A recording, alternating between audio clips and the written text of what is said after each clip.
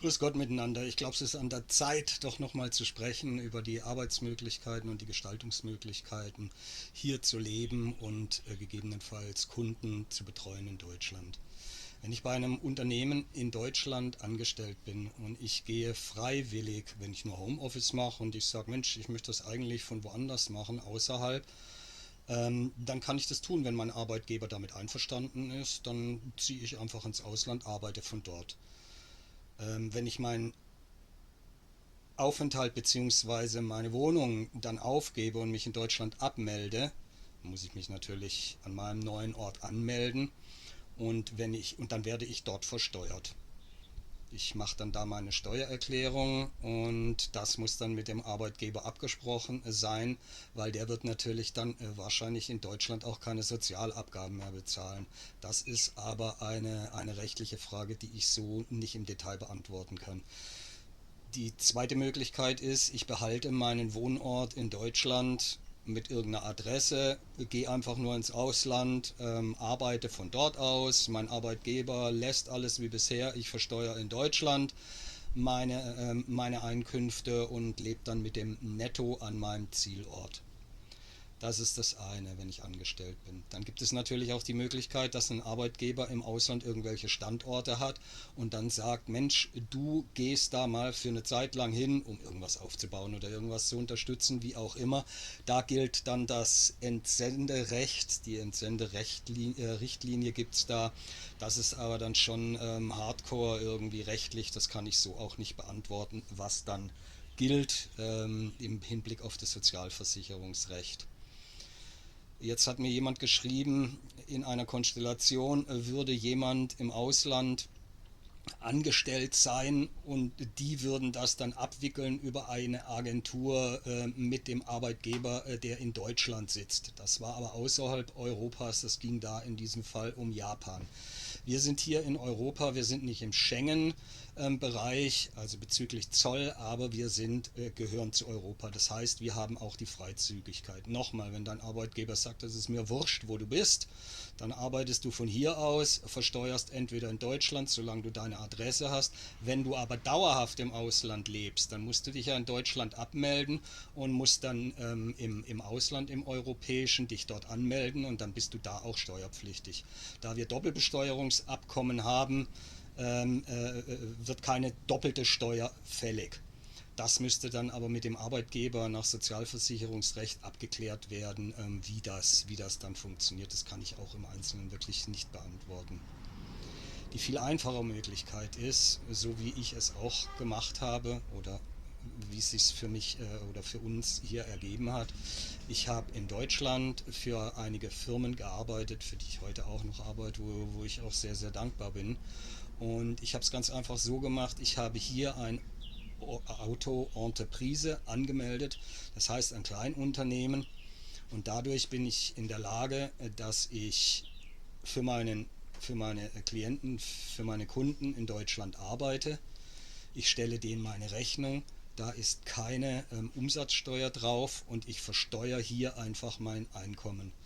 Der Vorteil liegt daran, wir haben zwar hohe Sozialabgaben, aber wir haben ein relativ einfaches Steuersystem für diese Einzelunternehmer, wie ich der auch bin. Das heißt, ich habe ein paar Kunden, ich habe meine Projekte, ich habe meine laufende Beratung, ich stelle meine Rechnungen ohne Umsatzsteuer.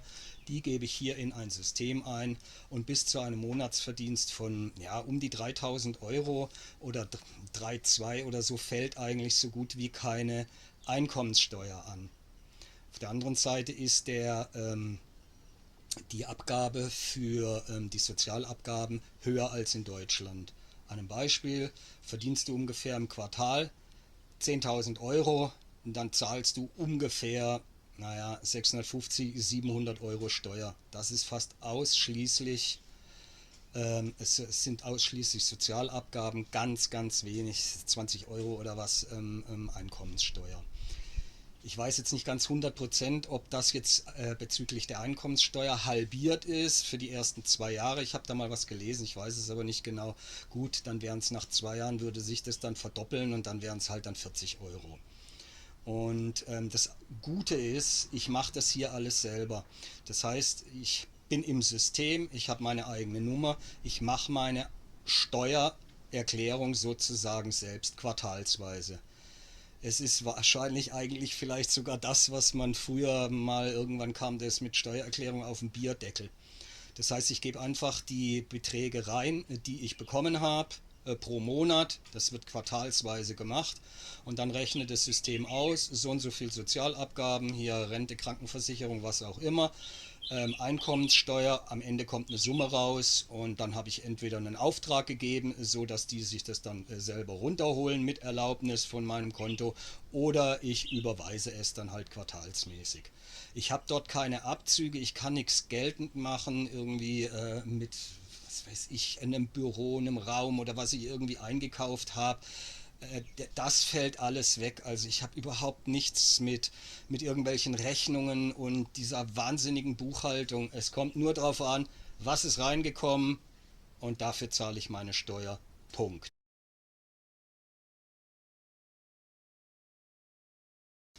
Es bringt natürlich auch eine Sicherheit, wenn du deinen Arbeitsplatz dann sozusagen safe hast und du bist einfach nur dann ins Ausland gegangen und lebst dort. Wenn du jetzt aber in einem kleinen Unternehmen bist, ich glaube unter 10 Personen, dann hast du ja auch das Kündigungsschutzrecht nicht. Das heißt, er kann dich dann auch, wenn er keinen Bock mehr hat, weghauen ohne Begründungen mit den entsprechenden Fristen. Also diese Sicherheit ist trügerisch, es sei denn, du bist in einem Großunternehmen. Und wenn er in einem Großunternehmen dich weghaben will, dann macht er das auch und zahlt eine Abfindung.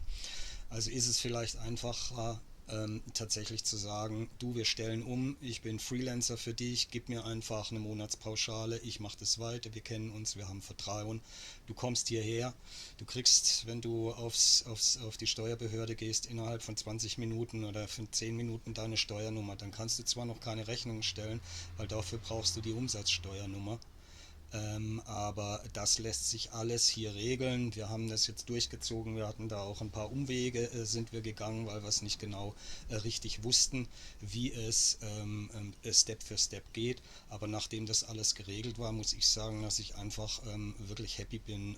Meine Leute arbeiten weiter mit mir. Die kennen mich ja auch schon seit 12, 15 Jahren teilweise. Wir haben hier eine viel, viel bessere Internetanbindung wie in Deutschland. Ich habe es, glaube ich, schon mal gesagt hier. Ich habe Glasfaser anliegen. Ich habe, ich glaube, die 10- oder 15-fache Leistung Internet im Up- und im Download wie in Deutschland in der Anbindung. Und insofern, hier sind es auch im Sommer nur 2 Stunden, im Winter 3 Stunden Zeitunterschied. Das heißt, ich arbeite hier, ich fange morgens an und habe das meiste dann eigentlich schon erledigt, bis die Damen und Herren dann in ihre Büros kommen. Und insofern lässt sich das alles sehr gut machen. Auch Teams-Meeting mit dem Zeitunterschied ist das gar kein Problem. Und dann kannst du als Freelancer hierher kommen, machst vielleicht noch einen Vertrag, wenn es nicht auf Handschlag geht, mit deinem bisherigen Arbeitgeber, kommst hierher, meldest dich an, bist hier dann auch im Sozialsystem. Ich muss sagen, jetzt auch, wir waren diese Woche beim Augenarzt, das ist einfach der Hammer. Wir haben am Ende unser Rezept bekommen. Ich war noch nie in einer Augenarztpraxis, wo das so strukturiert ablief. Das heißt, du hattest 4 Stationen von den Eingangsuntersuchungen und dann verschieden, bist du dann am Ende alles vernetzt in dieser Praxis auch, und am Ende bist du dann beim Augenarzt, der hat das alles im Computer, der guckt dann nochmal nach, jetzt bei uns mit grauem Star und was weiß ich, was er noch gemacht hat, und dann hat er mir die Brillenverschreibung wieder gegeben, und mit dieser Verschreibung gehe ich und hole mir dann eine Brille. Das ist dann ähnlich wie bei uns, wobei ich noch nicht genau weiß, was ich dazu zuzuzahlen habe, aber wir haben eine Ergänzungsprivatversicherung, insofern sind wir, glaube ich, mit den meisten Sachen 95% oder sowas abgedeckt von den Kosten. Ist das gleiche auch mit den Zähnen, unsere Tochter mit der Spange, das ist gut, die arbeiten mit den gleichen Systemen. Die hat sich kurz geschlossen mit dem behandelnden Zahnarzt bzw. Kieferorthopäden in Deutschland. Dann wurden die ganzen Daten überspielt und dann hat das super funktioniert. Insofern kann ich nur sagen, es ist einfach, relativ einfach, hierher zu kommen, hier sein Leben zu verbringen, dann für Deutschland zu arbeiten, entweder als Freelancer in einem Projekt oder eben auch mit dieser Anstellungsgeschichte. Ich habe selber noch nie gehört von irgendwelchen Agenturen, bei denen ich mich dann anstellen lasse, die dann wiederum Verträge oder was mit den deutschen Unternehmen haben. Das erscheint mir alles als sehr kompliziert. Also Freelancer, und du machst mit denen deinen Handschlagvertrag und sagst, okay, für die nächsten 2 Jahre oder so, jetzt versuchen wir es, wir lassen es einfach weiterlaufen und es wird funktionieren. Dann haben die auch keinen Grund, das zu ändern. Oder du bist angestellt bei denen und sie sind damit einverstanden, ins Homeoffice zu gehen. Du wechselst den Standort und dann müssen die nach Sozialversicherungsrecht, gehe ich davon aus, keine Sozialabgaben zahlen. Die geben das brutto wie netto rüber und du gehst hier ins System und bezahlst alles hier. Vielleicht noch ein Hinweis dazu. Wir haben hier, ich bin ja Freiberufler, insofern hatten wir die Kammerversorgung in Deutschland, also außerhalb der normalen gesetzlichen Rentenversicherung. Das ist hier nicht so. Hier zahlen alle ein in den Pott, hier zahlen auch alle in die Krankenversicherung ein, egal ob du Freiberufler bist, ob du Künstler bist, ob du, was weiß ich, Rechtsanwalt, Arzt, alle zahlen in den gleichen Pott ein, Steuerberater, Rechtsanwälte. Und insofern ist das dann tatsächlich ein richtiges Solidarsystem.